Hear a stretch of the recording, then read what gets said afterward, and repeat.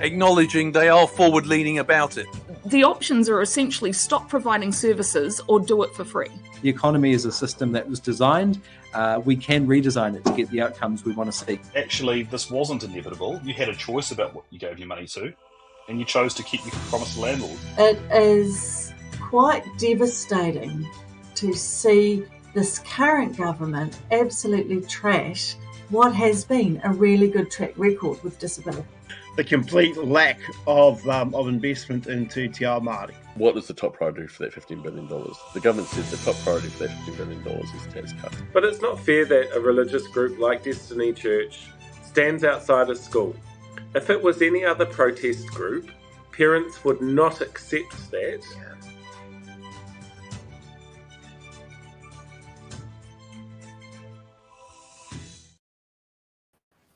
Hello there, kia ora. Unfortunately, you might be able to tell if you haven't seen the chat already, I am here by myself tonight. Blake sends his apologies. He's not feeling particularly well, but we do have a bit of an update around his plan to try and get Louise Upston on the show, which I'll get to in just a second.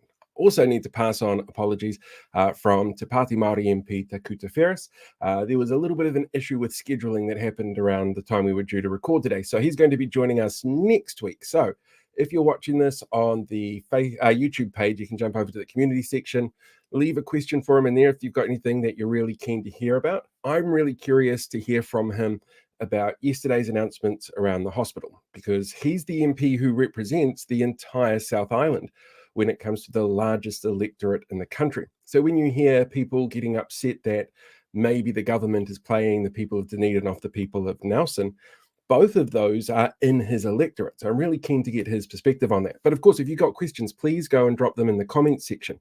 Also, if you're a paid up member on YouTube, you can now access tonight's interviews. They're all available there, and they'll be available to everybody else during the day tomorrow in both video and podcast version if you want to have a listen to those. So let's jump straight into the first thing that we've got to deal with. As you might be aware of, Blake has been really keen to try and get Louise Upston on the show, the Minister for Disability Issues. And we all know exactly how well that this government deals with media requests. And I mean, we are officially media. It was in the news this week where what they called a podcast, which I might get put up on like one of those really fancy little prestige movie poster things, just, you know, Paul the other one and the BFG podcast, a podcast with the little laurels around the side. Could be kind of fun.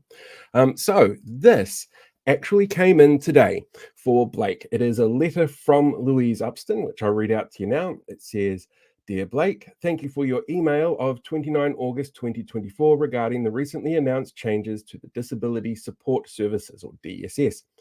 I understand you have concerns around what these changes will mean for the disability community. I want to assure you the government is committed to the Enabling Good Lives, EGL, vision and principles. I want the best outcomes for the disabled community and their families and those who care for them, and the government is focused on maximising this support. I want to make it clear that there have been no funding cuts. Disabled people will get the support that they need. The Coalition Government is aware of how vital disability services are. Budget 2024 allocated additional funding of $1.1 billion over 5 years to the Ministry of Disabled People, Whaikaha, for critical services that support disabled people, families, and carers.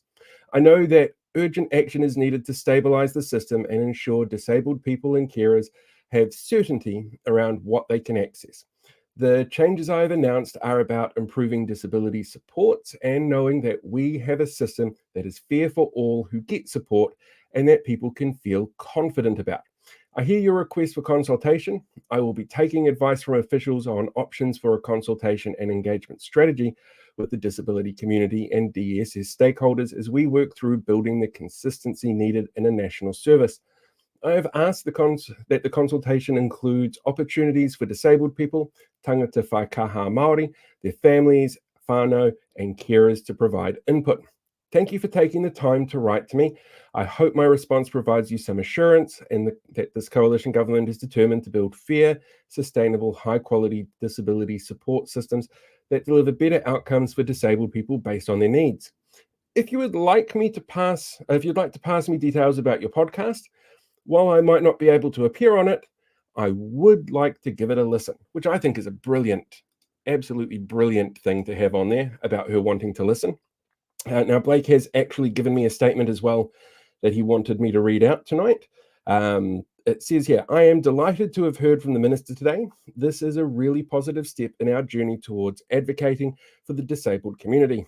I hope she will fulfill her promise once we sent her some samples of the podcast. We endeavour to have the remaining disability issues representatives from the other bodies and political parties on the show in the coming weeks, in which I hope to be well enough to return for. So that is the update that we've got for you. Louise might not be on the show, but at least she's paying attention to some of the voices within the disability community, or saying that she's willing to listen to some of the voices in the disability community, which is definitely something that we want any government ministers to deal with and to listen and to pay attention to. That was a fun way to start. Right, first thing we're going to do tonight is actually sit down and have a little chat to Gordy Lockhart. Now, you might not know Gordy by name, but this last couple of weeks has been pretty big for him. He's been involved in a campaign for years to get a rainbow crossing in Tauranga, and he's been the driving force behind it. He's attempted it 4 times over the last decade, and each time he seems to get knocked back, except for the most recent time when they finally turned around and said, yes, we will do that. This is a really fascinating insight into the plan that he had to try and get people out there talking about this particular piece of Pride artwork and getting the community to feel safe, because that's a big element as to why he felt it was necessary. It came on the back of a report that came out this week from Stats NZ around the wellness of the country. I actually mentioned it in one of the videos earlier this week. I think it was yesterday's video, around social cohesion and how we measure that. But there's a huge amount of data in that around the things that make us feel safe and how well balanced we feel as a country. And people in the rainbow community, particularly young people in the rainbow community, they were marked lower on the well-being stats than we saw for people not in the rainbow community. And that's one of the reasons why Gordy felt that something like a symbol of a rainbow crossing in the middle of Tauranga could be just a little step to try and make sure people feel accepted and welcome everywhere. But being Tauranga, there were a few people out there that were a little bit old-fashioned and conservative. So we'll jump into that one. We get the interview from Gordy up and running. It is a pre-record, and Blake is in this one, so he's not completely devoid from the show. Let's check it out.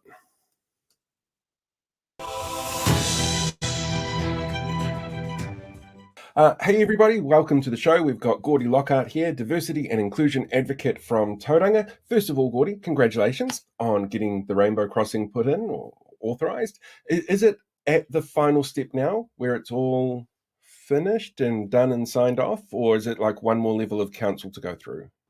No. I think it's. Essentially, the instruction from council, or the idea from the transport team of council was that, assuming the council approved it, which they did, it would be installed pre-Christmas, which is wonderful. So yeah, I mean, no date as yet. I have suggested that perhaps it would be a good idea to hurry up that process, but no date as yet.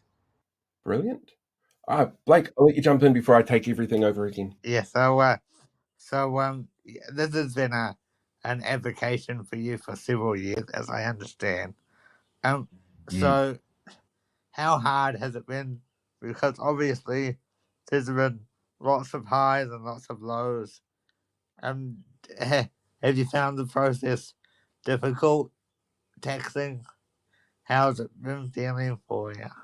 Yeah, bloody good question. I mean, it's one of those things that's been, I guess, a project, main project, a side project, and has various sort of levels of sort of, workload attached to it for 6 years. Along with a number of other people, I kind of co-founded Tauranga Moana Pride back in 2018. And as part of that, we discussed the idea of having a rainbow crossing for the Pride Week. And to be fair, this was prior to the change to NZTA regulations that allowed the installation of street art, any form of street art. But at that point in time, Tauranga City Council said no, because it didn't reflect the NZTA regulations on pedestrian crossings. And the next year, 2019, we tried the same thing. The funny story with that one was that the week we got the rejection the second time was the same week that Wellington City Council painted the threshold of the Wellington City Airport in rainbow colours. And Tauranga City Council's view was that a rainbow crossing in Tauranga would distract drivers, which was odd, given that it didn't distract the view of airline pilots travelling at several hundred kilometres an hour with hundreds of people on board. But then perhaps they hadn't considered Tauranga drivers in that discussion. Yeah. So, yeah, sorry, Blake, carry on. No, you carry on, sorry. No, it's all right. So, yes, I mean, ultimately we got to 2022 when there was a whole bunch of stuff happening in Tauranga around some religious discrimination within the religious schooling environment. And that led to the third request for a rainbow crossing, which was denied again, which was slightly concerning because that was then after the change in legislation. So that seemed to perhaps, that refusal seemed to perhaps based on something other than necessarily the legislative process. But then earlier this year, following the Gisborne and Auckland hate crimes that were the attacks on the rainbow crossings in those environments, I started a petition to Tauranga City Council to ask for the fourth time. And that went very well. That was interesting. And I guess, before I come to your point around the challenges, Blake, the conclusion to that was the commissioners, the last meeting of the Tauranga City Council commissioners in May, forwarded it on to the first meeting of the new councillors, the new elected councillors there in September. And, thank goodness they passed the motion, which was marvellous. But your point around... I guess challenges is a good one, Blake. And the biggest challenge was not in the process of requesting a rainbow crossing. The biggest challenge was the online hate. And I guess you guys are probably know exactly what that's about. And, that sort of stuff is appalling, full stop. There is no rhyme or reason why any online hate would be acceptable. But in the last 2 years, I've had 4 death threats. The stuff around the rainbow crossing was simply appalling. The connection between the LGBT community and paedophilia is mentioned several times. Some of the conspiracy theories that come out were incredible. I didn't even know this one. I had to check this one out. Apparently, there's the pink and white colours in the rainbow flag, which anybody who's in an educated sense would understand that's for the trans community. Apparently, no. Apparently, that's for the MAP community. And exactly, Paul, your face says it all. I didn't know what that was, so I had to Google it. Apparently, that's the minor attracted persons colours. So, you think, what? And so, but then Googling that all comes from conspiracy theories out of the United States, some far-right lunatics that in that environment and so on. So that's been the biggest challenge, has been dealing with the very small minority of people who are prepared to hate. But the level of that hate is quite scary. That brings me to my next question. So you talked about it being passed recently. So how much support did you have before it was passed from the subsequent commissioners and the Mr. Drysdale and the new council? Yeah, good question. Well, the previous commissioners, I think, were slightly in a challenging position throughout their tenure in Tauranga. They were very aware that they were unelected. They were there as change makers. And I think in many cases, they did very well. They did, what I would describe as the ones and the zeros, the infrastructure elements. They did that very well. They got huge changes through in terms of the dearth of the infrastructure requirement in Tauranga. And they did that very well. I worry, and I still worry, that Tauranga City Council misses out on the human a lot. Their attention on community development is lacking, and hopefully that will change over the course of this new council. But what was interesting with the new councillors was that even though that they themselves are perhaps not representative, they're not that diverse a group of people, they're all very progressive, it would seem, which is marvellous. Even those who perhaps hold some more conservative views do seem to be looking to the future. Which is great, and I think ultimately the committee who passed the Rainbow Crossing was just a committee of the full council, and there was 5 councillors on that, but the crossing passed 4-1, which I hope in itself is a major view of the shift in Tauranga diplomacy, democratic process. I was going to say that the election earlier this year was a really interesting one to watch from the outside, because when I got inside, they yelled and screamed at me because he'd say things about some of their the very vocal candidates about how incredibly anti-rainbow they were. Did that stir up a lot of issues in terms of the campaign for you, in terms of your particular campaign? No, I mean, I guess during the election campaign, I mean, you may be aware that there was a system whereby you could sort of, as a member of the public, as a member of the electorate, you could sort of submit questions for the candidates to answer during some of the various debates. And I was sort of, heaping questions into that system based around wider diversity in general, not specifically necessarily the LGBT community. But I think it was interesting and it was telling in terms of a demographic. So there was one question that I asked about, how did the candidates feel Tauranga was progressing from the point of view of diversity and inclusion? And that question was asked at one of the debates in the Tariko ward. And what was really interesting was there was 4 candidates. Only 2 of them chose to answer the question live, standing up and answering the question. One of them said that he thought Tauranga was leading the field, quote, in diversity and inclusion because he knew a Filipino guy that was going to vote and therefore he was having his say. I remember that. Oh my God, yes. Yeah. Yeah.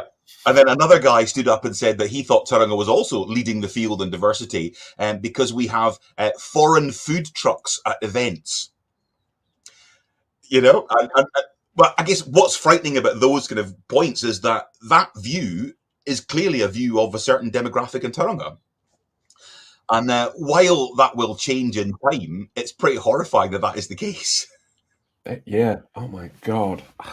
To be fair, we did have Filipino food trucks here last weekend, which is delicious. But I don't think that's really a sign of diversity within a community when it's one Filipino. No, exactly. Yeah. And I think, my point around the Rainbow Crossing in this context, and certainly around, what's been happening in Tauranga since the anti-LGBT violence of 21-22, is that the biggest threat we face as a community is not from those small percentage of haters. It's from the wider percentage of society who doesn't get involved. It's that idea, if you see somebody getting beaten up on a bus, what do? Are you going to, as a community, are you going to say that's not acceptable? Or are you going to run away? And I think the worry that we have in so many senses is we run away these days rather than get involved. And back in 2022, when there was the Rainbow Youth Building was burnt to the ground in an arson attack, my view was that the Tauranga society should be getting together to say that's not acceptable. And, in many cases, the problem we have is that wider society just doesn't really care.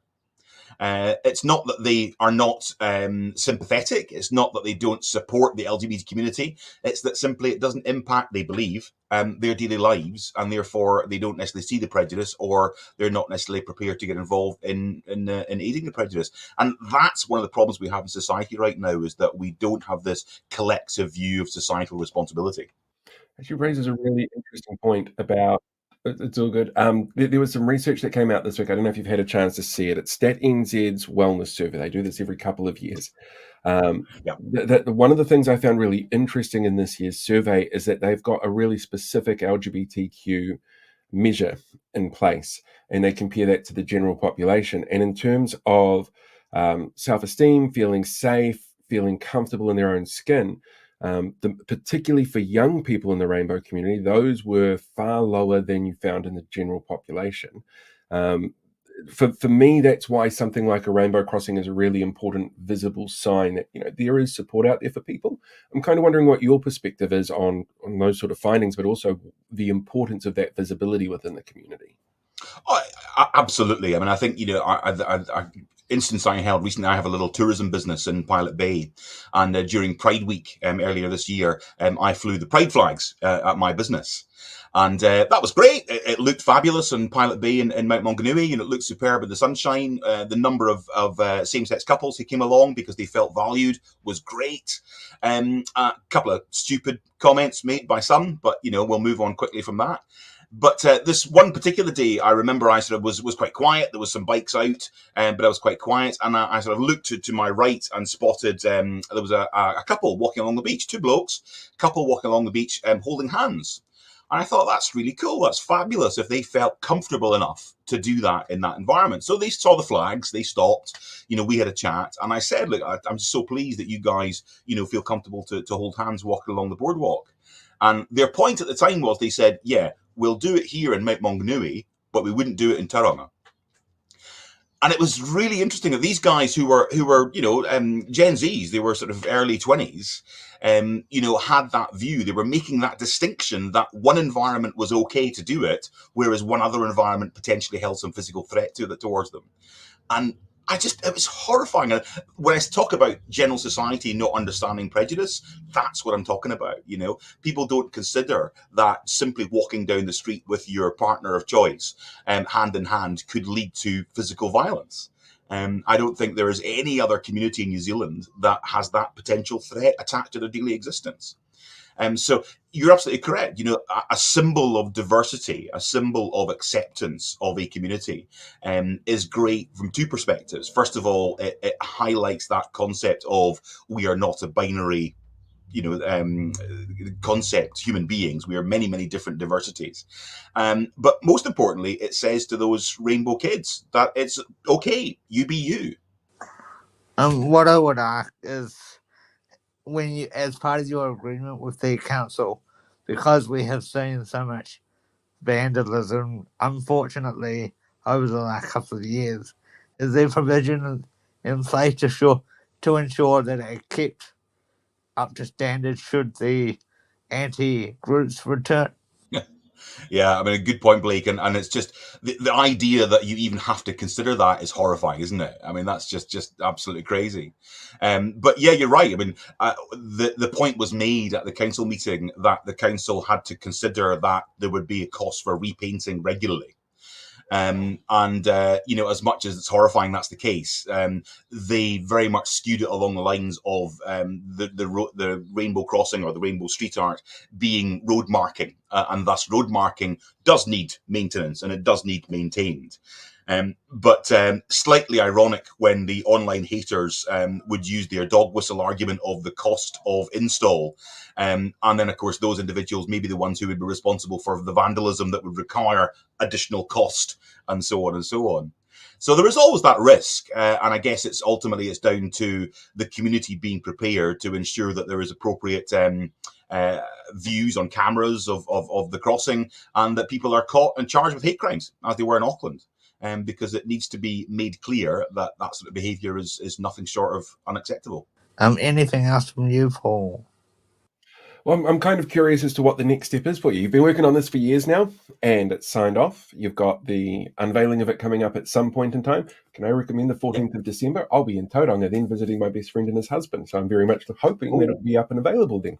Have to climb the mount, though, and that part I'm not looking forward to.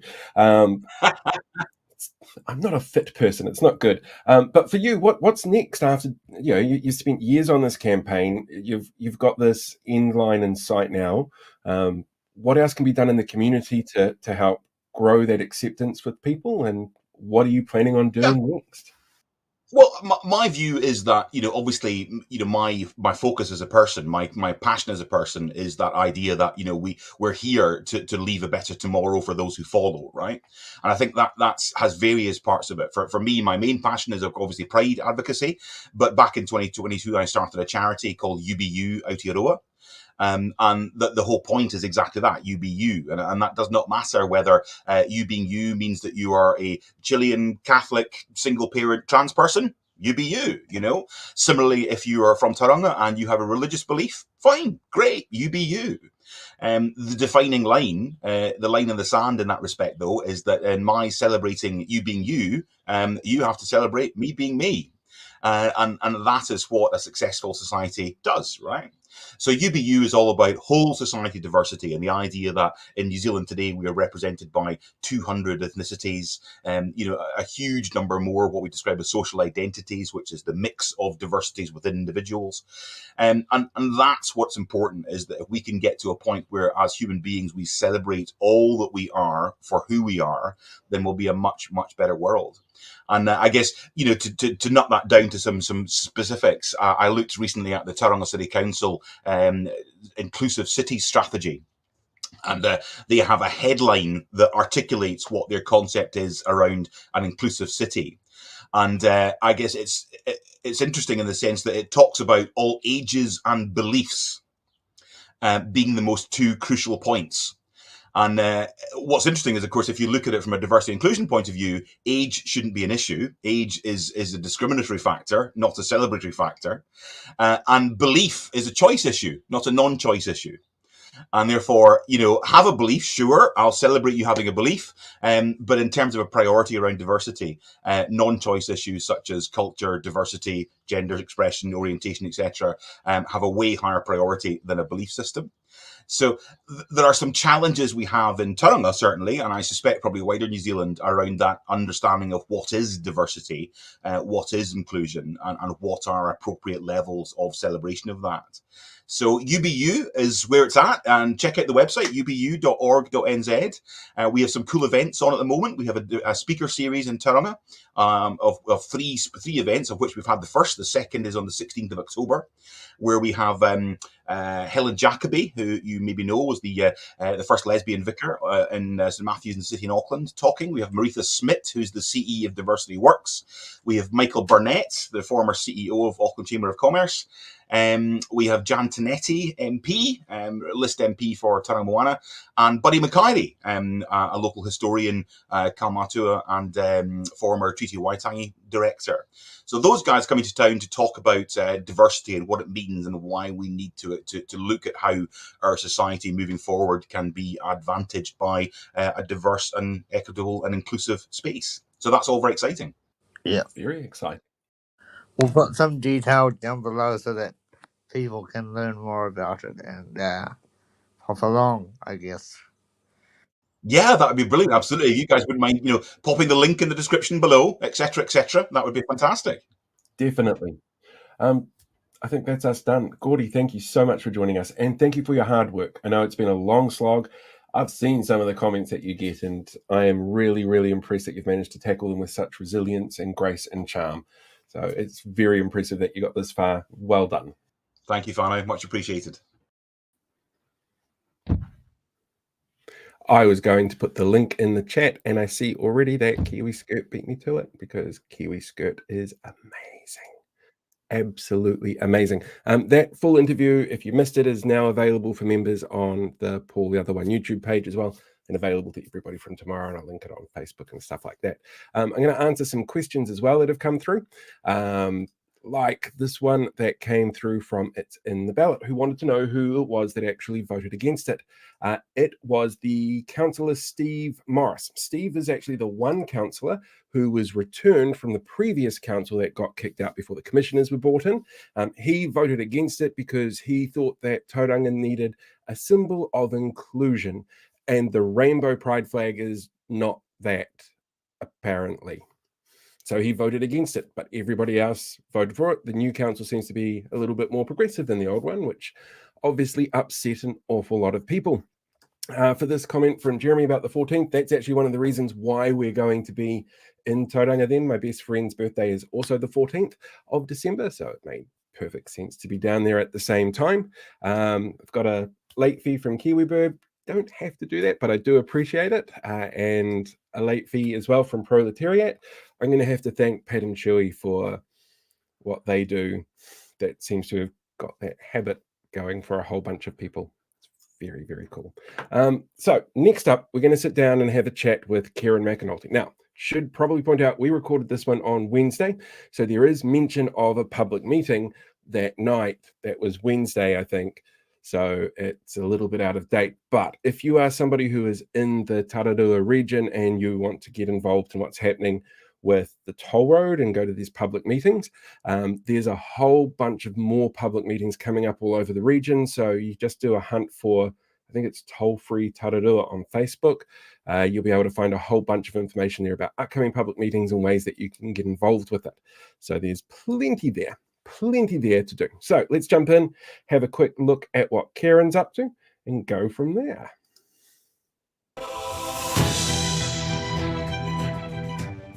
In the studio, we've got Labour spokesperson for Housing, Regional Development and Local Government, Kieran McAnulty.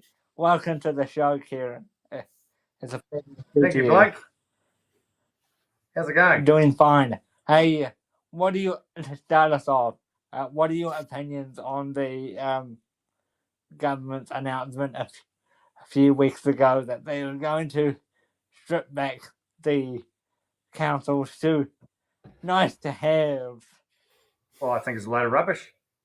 The fact of the matter is that this government has made some decisions that have tied one hand behind councils' backs. They scrapped the affordable water reform, which almost immediately meant that rates had to go up. And there was also a piece of work done by the Labor government called the Review into the Future of Local Government, which made some recommendations. That was an amazing document. It really was. And it was recognition of the fact that local government is no longer fit for purpose and there needs to be some changes. And at core to that is that the rating system is unsustainable and councils only have one option to do the things that are expected of them by their communities, and that's to put rates up. But the review was to look at alternatives so that the pressure wasn't on households. And this government scrapped it in its entirety. So councils only have one option, and that's to put rates up. And then after doing those two things and looking at withdrawing the funding or restricting the funding that government does give local government, they then have the gall to turn around and blame local councils for the situation that they're in. And I thought it was disingenuous and it was cynical. One of the things that came through in that particular report as well, and it actually came up on this show last week when we were talking to Tori Whānau and Angela O'Leary from Wellington and Hamilton sittings, they're really concerned about some of the actions that happen within their councils, that there's no real accountability measures in place at the moment. And that was one of the things that came through in the report, was to set up like an independent ombudsman to run basically any kind of accountability issues that pop up across all councils and give you a uniform understanding of rules for councils to go into. Have you come across many issues with local councils who want something like that and kind of feel like they've been left out of the loop by the decision to dump this particular sort of suggested reform? Yes, when I became Minister for Local Government, the review was not far from reporting back. And when it did report back, I said to LGNZ, Local Government New Zealand, they've got a real opportunity here to identify which of the recommendations they support. I wasn't interested in exploring another divisive reform. We'd just got our head around the changes that needed to be made in water reform and landed that in a place where we had the majority of support for councils. But it's fair to say that it was quite a rocky road up to that point. And I wasn't interested in going down that path again. So LGNZ went away and consulted with councils, and I've made them a promise that if they could come back and demonstrate broad support for those recommendations, or at least demonstrate which recommendations had broad support, then I would take it to Cabinet. Then there was an election and obviously a change of government.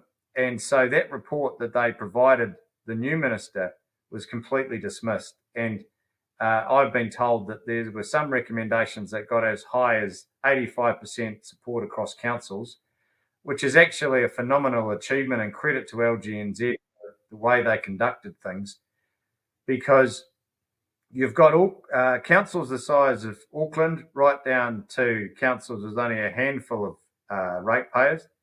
And they all have, whilst they might face the same challenges, they've all got their own perspective. They've all got their unique issues.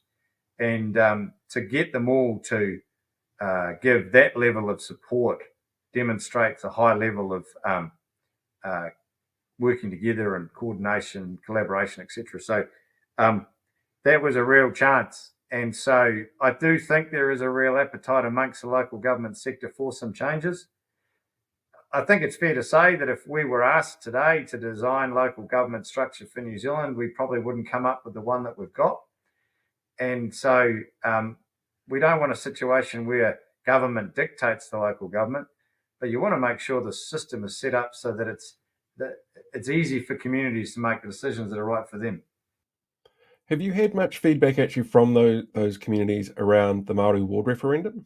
And I'm sure it's a heavily loaded question of what would Labour do when they get in at the next election around the Māori ward referendum? Yeah, well, we strongly opposed what the government did. It is quite clearly, to any objective observer, an action that was motivated by race and race alone. The calls from the government, the pleas for local democracy and localism and all those sorts of things, utter hypocrisy, when they then turned around and imposed their view on councils that had already made their mind up. And it's quite telling that only 2 of the councils that had put Māori wards in decided to scrap them as a result of this government decision. The rest of them have held firm and said, no, we made this decision because we've already consulted with our community and we believe that it's best for us to have Māori wards. And so that in itself is a clear showing that the government got this wrong. And even then, councils were put in an impossible situation because they had to weigh up the cost to their ratepayers of holding a referendum. And no doubt that would have played a part in those 2 councils that voted no, because in voting yes, they are basically voting to spend money on a referendum. So it wasn't a straightforward decision for them. But, as I say, the vast majority voted to keep them. There's a really important piece of information here is that all we did when we brought in this change was make the process for setting up a Māori ward exactly the same as any other ward, as it should be. Why should setting up a Māori ward be more difficult than other wards? There's no justification for that. But a crucial part of this is that it was not compulsory. If a local council decided they did not want a Māori ward, that was fine by us because that's their decision made after consulting their community. And so they've spelled it out that the government has made it look like this was forced on councils. It absolutely was not. Some councils chose not to have them. Some councils chose to have them, just like some councils choose to have rural wards and some councils don't. That's exactly how it should play out. Before we move on to housing, I just want to say that one of the reasons we first were interested to get you on is you made one of our production tweets go viral a while ago by representing it in the House. So we want to say thank you for that, Mr. Oh, yeah, you read out one of my tweets from my local MP, Dan. Yes. Well, I just couldn't believe it. And I thought it was summed up so well that the government's solution to the housing crisis, and they had no examples. And that's perfect. It's the one glimpse of honesty from this government we've seen. Quite clearly it was a typo. But they couldn't have filled in the gaps even if they didn't make that typo, because everything they've done in housing is going to make things worse. They came in, let's not forget, they came in on an election promise that they would build more houses than the Labor government. And that is a massive promise to make when you consider that throughout the 6 years that we were in government, there was the highest number of state houses built, or social houses built, since the 1950s, about 14,000 and counting. There was record level of consents being issued, record build activity. For the first time in a long time, the number of first home buyers entering the market was increasing, and we had the highest number of apprentices trained in decades. And now, since the changes that we've made, the government's made, you've seen Kāinga Ora stop building houses. The funding going to social housing providers scrapped to the point where they're only going to be funded for $750 a year from next year, when Kāinga Ora alone built 5,000 last year. And they only paid for that by scrapping the first home grant, which helped around 10,000, at least 10,000 people a year into a home, into their first home. It's just going to go backwards. And they haven't even touched on emergency housing. They're sitting there crowing about the number of people in emergency housing dropping. Well, of course they have, because they're not letting people in. So it's so cynical. But the sad thing is that people are going to suffer as a result of these policies. We've had a question come in from a viewer that I'll read out to you because it covers this topic as well. Mike wanted to know, do you feel that Bishop actually has an understanding of his role as housing minister? Look, when Chris Bishop says that he wants to see houses being built, I do believe him. But he should be upfront with the country and say that he has a fundamental belief that it's not the state's job to build social houses, that he believes that the free market will deliver. And on that, we fundamentally disagree, because we've tried this before so many times in this country and it doesn't work. The 9 years of the key national government, the number of social houses in this country went backwards by 1,500. The free market does not deliver when it comes to social houses. And community housing providers, which is the government's provider of choice, will build houses if the government funds them. And because of the choices that this government has made, they don't have money to fund them. And so they've decided to give landlords a $2.9 billion tax cut, and which will see competition increase on existing houses rather than investment going into new houses. That was the settings that we had, and it was working. And they've stripped $1.5 billion out of the housing budget. So I do believe him that he wants to see houses being built, but it's a simple example of saying one thing and then bringing in policies that will do the exact opposite. Some of that money for emergency housing was taken away and used to write that report, wasn't it? The Bill English report on. There was money taken out of transitional housing, specifically for youth, which madness. But there was quite a telling moment at question time yesterday where they were crying about the fact that the numbers have reduced in emergency housing, and there were 2 points that I thought were quite telling. One, they said that the families have moved from emergency housing into social housing, which is great, but because this government has significantly reduced the funding going into new social houses, sooner or later there'll be nowhere for these people to go, because this government didn't pay for a single one of those houses. And second of all, one of the follow-up questions was, how much has the government saved by doing this? And I thought, there it is. There's the motivation. The motivation isn't to get people into homes. The motivation is to reduce the cost, the financial burden that emergency housing has on the government. You've got to look at it a different way. It's the cost of homelessness, because people wouldn't need emergency housing if there were enough homes. And the cost of homelessness goes far beyond the cost to the state on emergency housing. It's a massive contributor to poverty, to poor health outcomes, and to crime.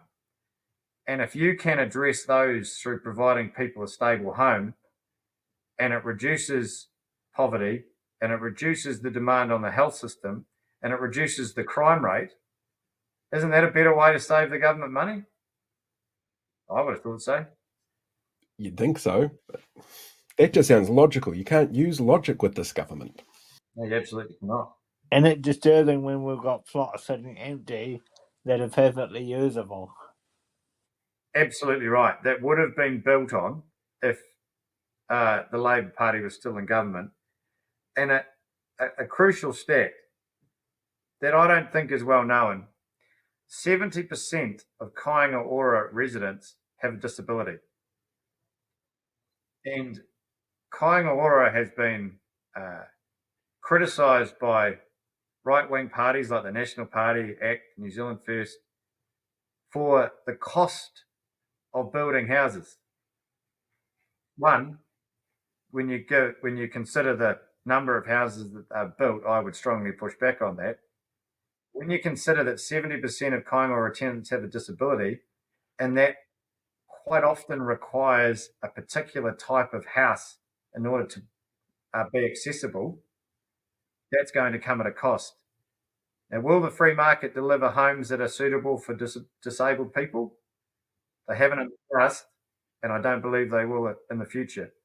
So, and as part of my advocacy, I that's what I hear from my friends.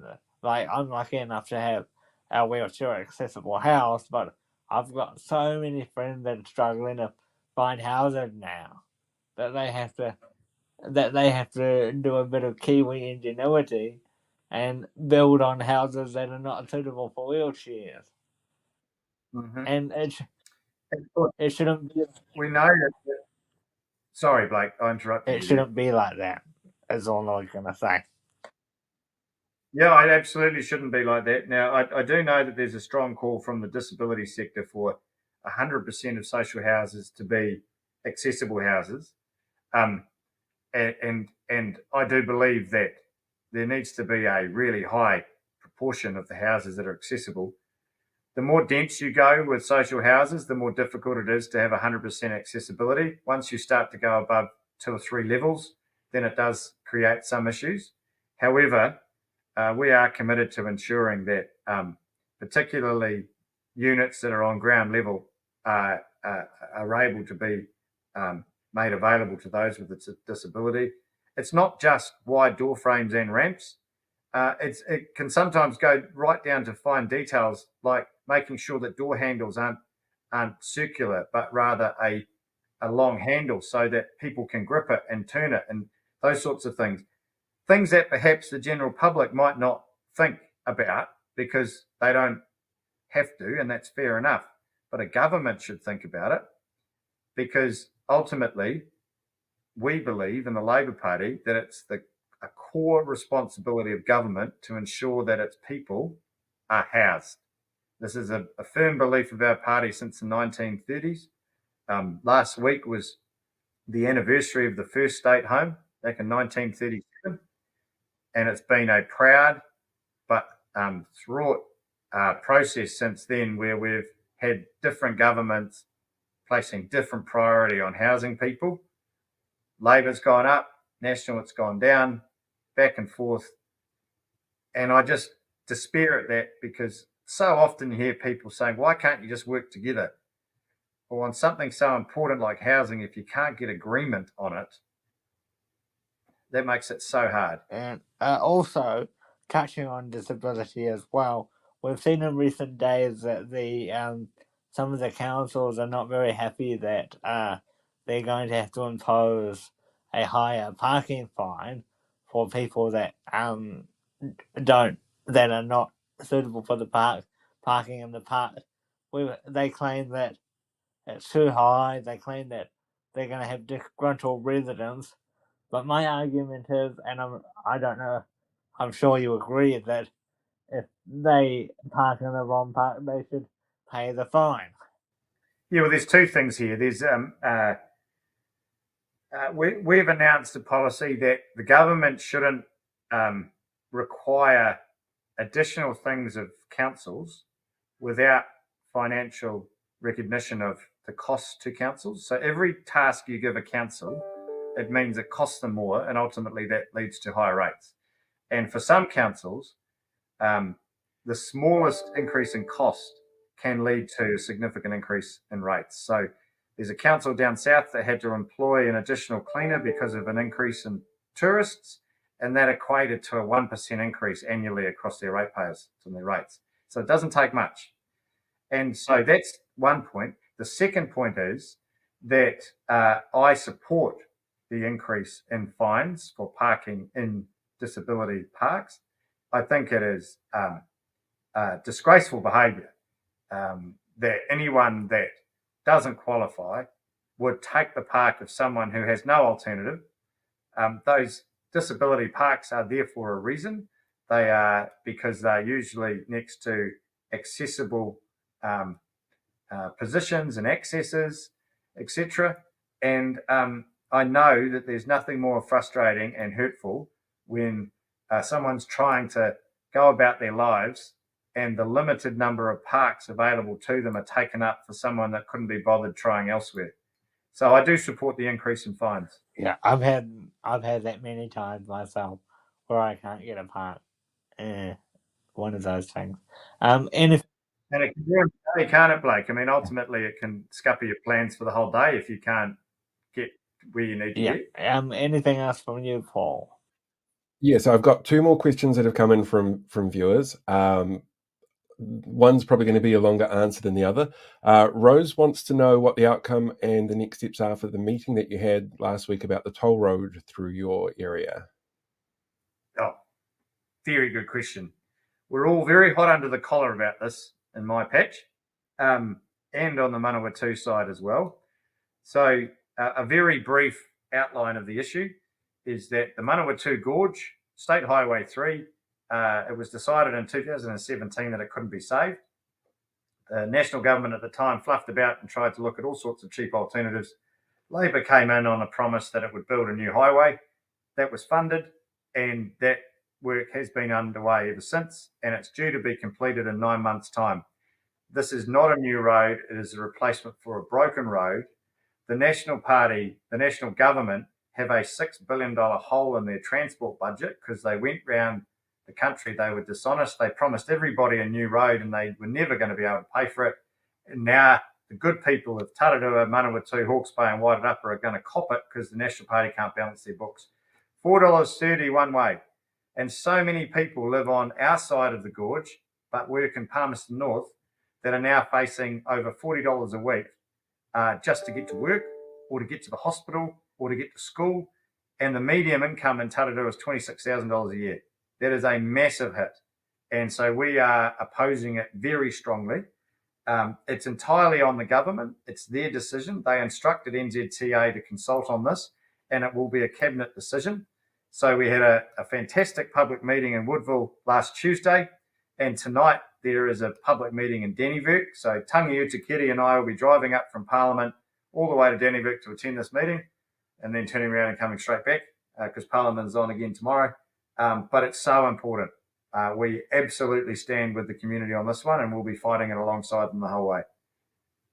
I see Tauranga has something similar happening to them at the moment as well. And new roads that have been paid for. Tolls do have a role to play. If a community was offered a brand new road and they were told that, look, in order to get this across the line, we need to do this with a toll, otherwise it's not going to happen.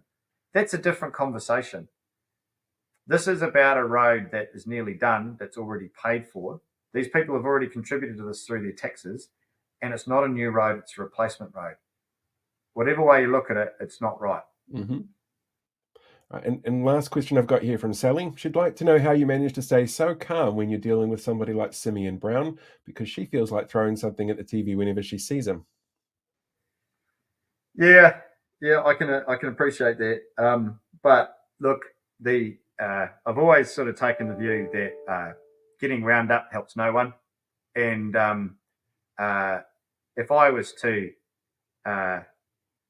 let this government and its ministers and their dishonesty, the disingenuous approach and their snarkiness get to me, it wouldn't be the government ministers that make the headline, it would be opposition MP blows his lid. And so I like to think I'm a relatively calm bloke anyway. Sometimes that gets tested, but it's definitely best to just try and not let these things get to you and just keep the focus on the issues. Perfect. That's all my questions. I'm done. And I'm done as well. So we'll say thank you for joining us, Kieran. Thank you, Blake. Cheers, Paul. Lovely talking to you, blokes.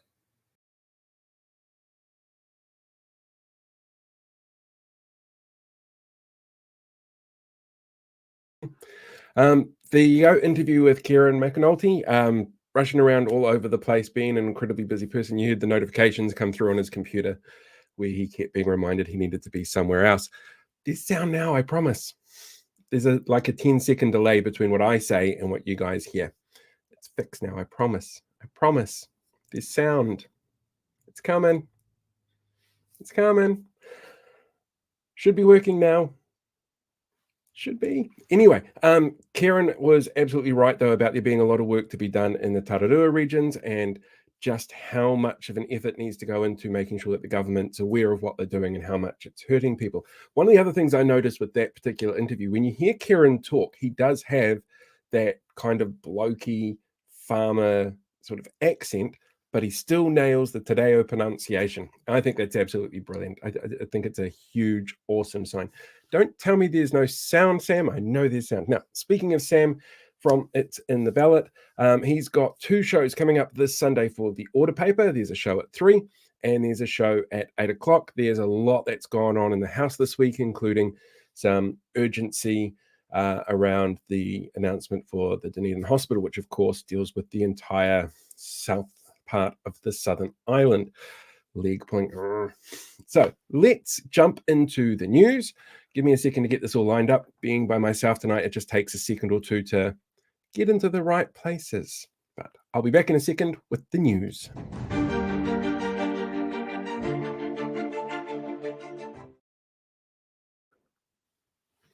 That worked. On Monday, Nicola Willis, seen here being a little teapot, short and stout, announced a change in direction for government sector employees that would see changes to work from home rules in an effort to revitalise the Wellington CBD. While work from home has been shown time and again to result in more productive staff, and Aotearoa New Zealand often comes out at the lower end of productivity reports, the government is sure this change will result in more productivity, once again showcasing that research and data are nice to haves, not need to haves in the decision-making process. Citing the pandemic response now being over, which includes the ending of free RATS tests from this Monday, it's not great. Willis completely forgot that work from home actually started in Wellington, being written into contracts and planned for by management in response to the 2016 Kaikoura earthquake. That or she just doesn't care. Both options are really possible. Right. Greenpeace activists this week occupied the office of seabed mining lobbyist Stratera, which drew praise from Green MP Steve Abel. Minister for putting porn on government credit cards, Shane Jones, seen here learning how New Zealand First supporters greeted each other outside Parliament in February of 2022, described the protesters as vermin. The Greenpeace protesters, not the ones who illegally occupied Parliament grounds, harassed locals, called for executions of public figures and burnt the playground down. In response, the ACT Party claimed if a right-wing group did the same, media would demand they resign. Unlike they did when ACT endorsed an alt-right fundraiser held by someone who said they wanted to blow up mosque after mosque, or when David Seymour joked about blowing up the Ministry of Pacific Peoples. On Tuesday, media reported that Tory Whānau and Angela O'Leary had appeared on some podcast. Oh, wait, I know that show. For some reason, Stuff focused their story on the car sale, and while the Herald and News Talk did include elements about discussions around mental health and the pressures of public life, they also mentioned Whānau had discussed breaking the law around Māori wards in a subheading which drove angry racist old white men crazy. Good thing they can all scream woke in the comment sections, or they'd be more frustrated than their wives on their anniversary night. To celebrate Te Wiki o Te Reo Māori this year, Education Minister Erica Stanford held off on announcing a $30 million cut in Te Reo language programs for teachers until the week after it finished. The funding will be used to fast-track resources for the new maths curriculum that is being rushed through without proper training for staff to fully get their heads around the changes, based on erroneous data using a single data set from test results that students weren't studying for or taught for. On Wednesday, ANZ CEO Antonia Watson, seen here with some English literature grad, backed calls for a capital gains tax, saying it was a fair form of income tax. Prime Minister Christopher Luxon tried sarcasm on for size in his response when he said, "I'd love that the CEO of a big bank in Australia wants to take more money off New Zealanders," making it sound like he thought the bank got the money from the tax, not the government. In completely unconnected news, Prime Minister Christopher Luxon this month sold one of his rental properties for just shy of $1 million, making $295,000 in untaxed capital gains. And reports this week show that for the first time in nearly 3 years, the majority of mortgages approved were for investment properties and not first home buyers. Associate Education Minister David Seymour, seeing here trying to dog whistle, this week announced an end to teacher-only days in schools. While there's a comedy trope of teacher-only days being a chance for teachers to get drunk and laugh at students, these days they're actually used for teachers to get drunk and laugh at Associate Education Minister David Seymour. Seriously though, they're actually used for planning and upskilling days for staff, so they don't use up their own free time to maintain their professional standards, and they're not included in the number of days young people attend school. Truancy is one of the problems this government has focused on fixing by using their tried and failed method of ignoring advice around the actual drivers of problems, instead of saying all the wrong words to sound like they have a fix. Like in this week's press conference, when Minister David Seymour said, and I quote, "Some students are missing up to 10 days a week in lessons." In New York, Deputy Prime Minister and Minister of Foreign Affairs Winston Peters, seen here responding to David Seymour's request that he stop saying things like genocide is bad and Palestinian statehood needs to happen, today addressed the United Nations. At one stage, he told other world leaders to stop talking in the middle of his speech and is quoted as saying, "Growing distrust and division is making international cooperation more difficult," which sounds very statesmanlike until you remember which party was under 5% in the polls until they started riding a wave of conspiratorial distrust and division in our own institutions. And finally, meet the spookfish. It's a new type of ghost shark discovered on the ocean floor in the waters around the Chatham Islands. The scientific name Harriet Avia was given to it after the discoverer's grandmother. Ghost sharks live on a diet of crustaceans found on the seabed, accessing them with their long nose-like appendage, and actually have several different identities. They're also known as a chimera, a ratfish, rabbitfish, and elephantfish, which coincidentally are the nicknames I've given to some of the coalition backbench MPs. When asked if the government will look at giving the new shark protected status, Prime Minister Christopher Luxon declined, saying, "We don't do bottom feeding and just focus on the bottom." Oh, and don't forget that daylight saving time starts this weekend. Remember, if you still have an analog clock, to move it forward and to lose an hour's sleep. And if you don't have an analog clock, technology will do it all for you and you'll still lose an hour's sleep, but in a much more efficient way. Random fact for you, daylight saving time was actually instigated by New Zealand entomologist and astronomer George Hudson, so he could have more daylight hours to study bugs, for which he ended up cataloguing thousands of the species, and his collection is now housed in Te Papa. And that is the news, and I tried to finish on something relatively positive.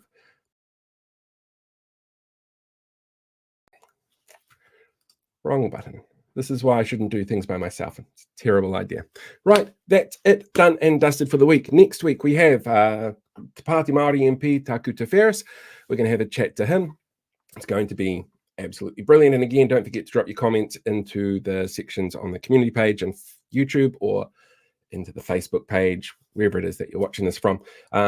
Until next time, don't forget, like, share, subscribe, tell everybody what's going on. Thank you, everybody that you know, for joining in. It's been great fun tonight. Hopefully, Blake is feeling much better for next week, so I don't have to sit here and talk to myself at the screen the whole time. So yeah, thanks everybody for joining me.